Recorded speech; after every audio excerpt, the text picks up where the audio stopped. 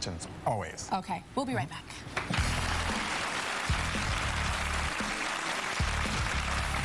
Up next, actually this happened. I was on a Disneyland ride, Indiana Jones, and I'm riding the ride like this.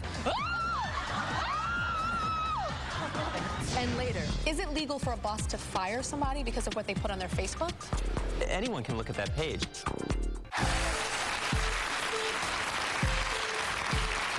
Okay, so the fake hair industry, the wonderful world of weaves, is a billion-dollar industry. I didn't say million, I said billion-dollar industry, and we're telling you everything you need to know about it in Tyra's Fake Hair Academy. Today I'm wearing my real hair, but some days you may see me with fake hair, and I just may have one of these techniques on stage today. Now, Liz has a different weave technique. Liz's technique is called bonding.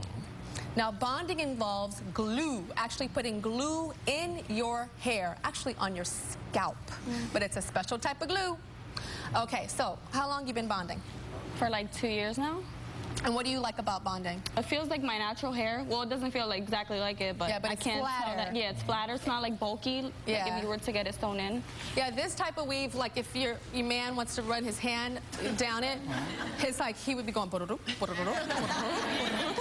and then when you have a bonded weave, he almost, if he's not paying attention, he wouldn't necessarily know that there was some weave in there unless he kind of was like scratching your scalp.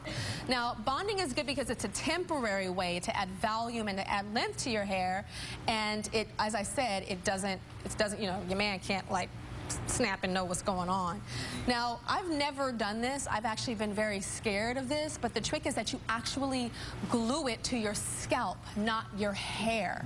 So explain this, Oscar, because I don't know about this one. Actually, just you part it where you want to. It's very similar to the sewing in the way that once you figure out where you want it, you can't change it. So you want to make sure you part it at the scalp, put the glue to the weft hair, right? You put the glue on the weft, not on your scalp. You know what the weft is, right? It's the fake hair. Give me your thing again. It's the fake hair. It's where the hair's attached. Yeah, you would glue that weft. Yes. The weft is that. You put the glue on. The band. Right, a small amount there. Actually, a small amount there. You place it down, and then you just use a hairdryer, and it bonds instantly. On the scalp, not on the hair. Right, onto the scalp. It's very important that you don't put it onto the hair because it's almost impossible to get out your hair, get out of your hair. And then I know girls try to do this themselves. Should they do it themselves? No, or? I would never do it myself because it's impossible to see. Like you're not getting it on the hair. So if you can't afford to have a professional do it, have a girlfriend do it. Have a girlfriend put it in. And then how do they take it out? There's a remover you use. It's like conditioner, and you just put it at the scalp, and you rub it, and you rub it, and you feel it loosening up, and then you pull it out. It's very important that you don't pull until you feel it actually slide out. You can lose your hair. You'll actually pull your hair out. Yeah. Now, if we go back to Kisa, if you get your weave, and remember I said it gets too tight, especially around the edges of your hair or your hairline, it can cause permanent thinning. It can also cause you to get bald around here, so you have to make sure that they're not putting it in too tight. If your hairdresser says, "I'm sorry, girl, I just braid tight," you say, "Well, I'm sorry, girl, I'm going to another hairdresser because I want my hair." Okay? Okay. Now we're going to move on to lace front wig. Now, I wear a lot of these. A lot of other entertainers wear these. Beyonce wears these, and I don't know if the other entertainers want me to say their names, but a lot of people are wearing these. The first time I ever wore a lace front was for Coyote Ugly. Did you guys see that movie? Yeah.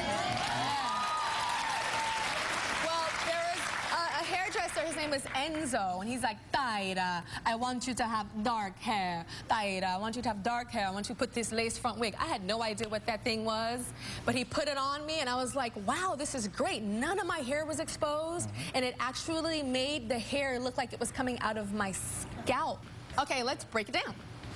Well, the great thing about lace is it actually looks like it's coming out of the scalp. So the hair, you can actually put it here and it looks like it's coming out of the scalp. The lace, you want to always get a lace that's your color. You can actually dye your skin color. You can dye the lace to match your skin. So that's really, really important. You want to have a professional do it. Just the store where you get it, they usually can dye it for you. But it's really, really important that you get the lace to match your skin tone. And do you guys see that? Do you see how that's, we're going to pull back your hairline. So that's her hairline, okay? She actually has a little bit. I changed the color because it's blonde and okay, it's blonder. Oh yeah, actually your hairline looks really thin, but it's not, it's just blonde. It's just light. Okay. It's very light. So pull that lace down, and that's her new Hairline. Hairline. Right. Do you see that? Now, back in the day, lace front wigs cost like $8,000. And I didn't pay that much for mine, but I paid something very close to it. What is the low end of a lace front A low cost? end, like $250 for a decent one. Okay. Yeah, a low end. All yes. right. Can we remove your lace front wig? Sure. Okay. So we're going to remove the whole thing. Is it pin? Oops, No, is it pin? it's just stuck. Okay, it's just stuck to your braids. Okay. Oh, wow, this looks like my hair. Like, I do my hair in braids like this underneath my wigs because it causes traction. Right, and it gives you something to pin the wig to. It gives you something to pin the wig to. Yeah. So you put My these hair type is of very braids. naturally curly. Yeah, I can see. It's similar to my texture. You have beautiful hair. You do, Yeah. actually. So yeah, Oscar does me in these cornrows, puts the lace wig on, and then puts those pins in there, and that's like an anchor. And she loves to go out without the pins. I'm like, Tyra, somebody's gonna try to hug you and grab you and... Oh yeah. If you ever see me hug somebody, wait, hold this. If they hug, and I go, it means I didn't pin that day. I didn't pin that day. And then also, like at Disneyland, if I'm riding a ride and I didn't pin that day, actually this happened. I was on a Disneyland ride, Indiana Jones ride with Mr. J from Top Model, and I didn't pin enough that day. It was Miley Cyrus's birthday, and I'm riding the ride like this. And then I saw a lady in pictures and the wig was back here. I'm like...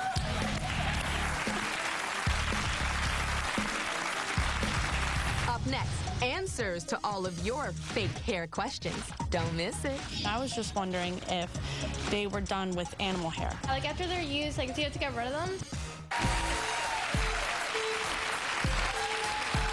So this season, we all saw me show my real hair to the world. And this season, we're breaking down everything you need to know about hair. Now, today we're focusing on fake hair and Tyra's Fake Hair Academy.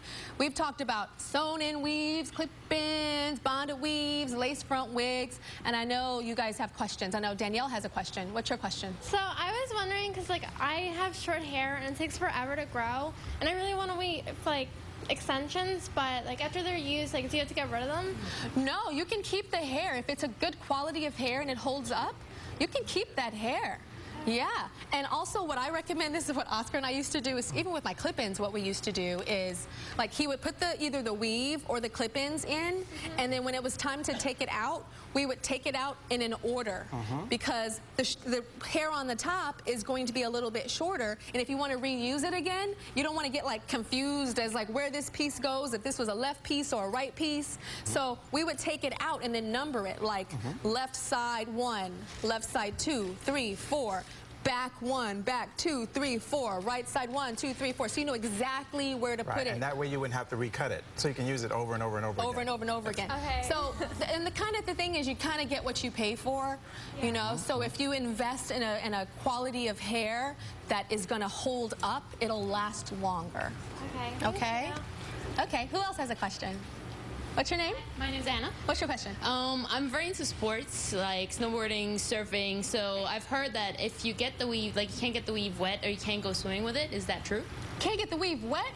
So I've worn weaves for 3 months. Would that mean I didn't wash my head for 3 months? Oh my gosh, you can totally go swimming. And there's also a myth that you can't swim in chlorine. Tell them, Oscar, I have swam everywhere. Absolutely. Human hair, it should behave just like your hair. So whatever you do to your natural hair, if you get really good human hair, you can do whatever. You can curl it, you can color it. Whatever you do to your natural hair, you can do to the extension. To the extension. So you can go swimming. The important thing is when you go swimming, you need to get that chlorine out of your hair as fast as possible, especially if you have a type of weave where we were talking about the one with the cornrows, like the African style braids.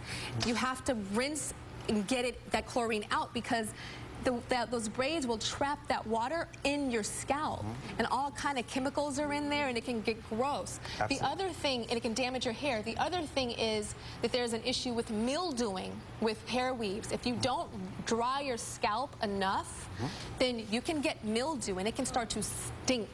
Yeah. Oh yes, and I knew some models back in the day that did not dry their hair good enough, Yeah, so when and you- it stunk when they walked by. When you shampoo, you want to be sure and separate it, sit in the hood dryer, make sure you dry that scalp really, really, really well. Really well. Yes. You know, like the hood dryers at the salon, you can even buy that at home, and I recommend investing in that if you have a weave, to dry your scalp and just sit under that hood dryer and just dry it, because you don't want to be smelling like somebody's bathroom tile. Okay? Next question. My question is, like, everybody come to me, do you have a hair weave? Like, they touch my hair and everything. And I like very scared to go to the hair place and get it done because they say you can have an allergy reaction. I want to know if that's true.